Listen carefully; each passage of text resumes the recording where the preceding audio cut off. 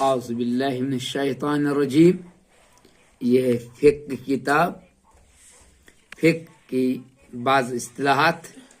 فقہ کے معنی سمجھ بوجھ کے ہیں. فقہ کی تعریف تفسیری دلائل کے ساتھ شرعی احکام معلوم کرنے کو فقہ کہتے ہیں.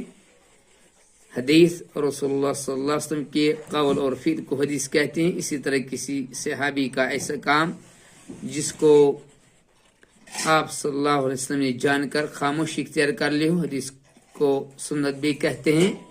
فرض اللہ اور رسول نے جس کام کو لازمی طور پر کرنے کا حکم دیا ہو، نیز اسے کرنے پر ثواب اور نہ کرنے پر گناہ ہو، مثلا نماز، روزہ وغیرہ. فرض کو واجب بھی کہا جاتا ہے.